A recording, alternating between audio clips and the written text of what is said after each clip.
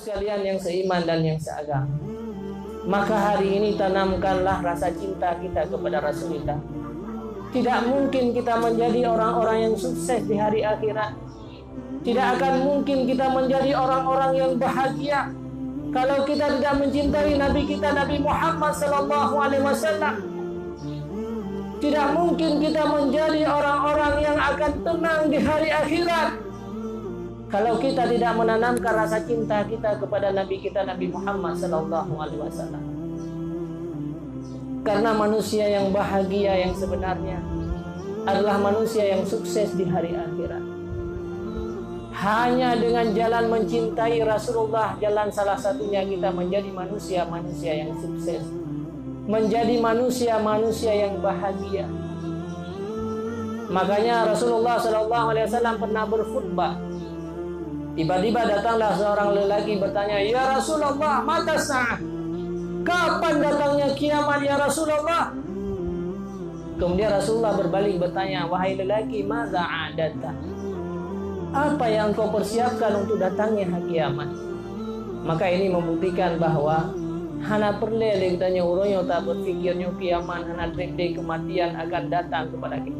Karena yang namanya kematian semua kita akan merasakan cepat ataupun lambat. Maka ada tak ingat-ingat pajan kiamat, pokoknya kematian itu pasti akan kita rasakan. Kadang-kadang sebelum datangnya kiamat kita telah meninggalkan dunia ini untuk kembali kepada Allah Subhanahu wa Ta'ala. Karena kita ini bukan penduduk bumi, wahai saudaraku. Kita ini adalah penduduk akhirat. Kenapa dikatakan inna lillahi wa inna ilaihi raji'un? Setelah kita mati merupakan kita kembali kepada Allah Subhanahu wa Ta'ala. Karena dunia ini adalah bukan milik kita. Dunia ini adalah bukan tempat kita. Maka inna lillahi wa inna ilaihi raji'un. Kita kembali kepada dasar kita, yaitu akhirat. Kita muncul dari akhirat dan kembali kepada akhirat. Dunia ini bukanlah tempat kita. Kita bukan penduduk asli bumi, tetapi kita merupakan penduduk akhirat. Makanya maza andata, kata Rasulullah, apa yang kau persiapkan untuk menuju akhirat? Apa yang kau persiapkan untuk menuju kepada kampung halaman kita, tempat dasarnya kita. Kemudian akhirnya lelaki itu menjawab, ma'adatu bika salati sholah wala siyam. Aku tidak mempersiapkan banyak sholat ya Rasulullah.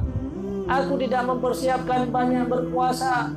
Aku tidak mempersiapkan banyak ibadat-ibadat yang lain. Walakin a'datu hubballahi wa rasulihi. Tetapi yang aku persiapkan adalah aku ingin mencintai Nabi Rasulullah SAW dan cinta kepada Allah. Akhirnya apa kata Rasulullah? Anta ma'aman ahbabta. Engkau wahai lelaki akan dibangkitkan beserta siapa yang engkau cintai. Hari ini wahai saudaraku, siapa yang kita tanamkan cinta dalam hati kita? Mulai pagi sampai malam berapa banyak mulut ini yang berselawat kepada Nabi kita, Nabi Muhammad SAW. Katanya urinang eda pegahaba alam tiurati malam 20.000 kalimat, 20.000 kata-kata. Nyauragam kadang sekitar 10.000. Itu memang sebuah kontrak yang diciptakan oleh Allah Subhanahu wa Ta'ala. Tetapi mulut kita ini berapa banyak yang bisa menenteramkan hati manusia, yang bisa menenteramkan hati umat Nabi Muhammad SAW. Berapa banyak kalimat yang kita keluarkan setiap hari, 20.000 kata-kata yang bisa membawa manfaat kepada umatnya Nabi Muhammad SAW. Yang kita basahi mulut kita dengan berselawat kepada Nabi kita, Nabi Muhammad SAW. Akan tetapi bahkan kalimat-kalimat yang kita ucapkan hari ini bisa menyakiti umatnya Rasulullah SAW.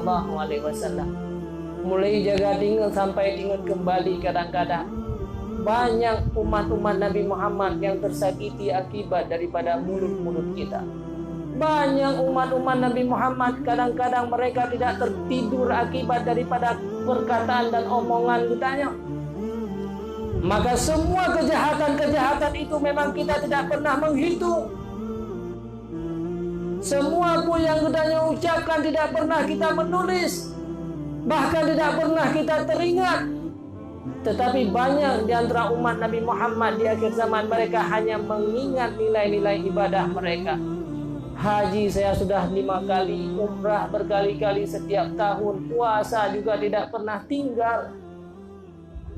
Tetapi berapa banyak perbuatan-perbuatan kita yang bisa menghapus segala amal-amal yang kita tidak pernah menghitung berapa banyak. Maka inilah manusia-manusia yang bangkrut di hari akhirat. Mereka tidak pernah menghitung kejahatan-kejahatannya terhadap orang lain, tidak pernah menghitung kemaksiatan-kemaksiatan yang dilakukan di hadapan Allah Subhanahu wa taala. Akan tetapi mereka hanya menghitung kebaikan-kebaikan yang pernah mereka lakukan di dunia ini.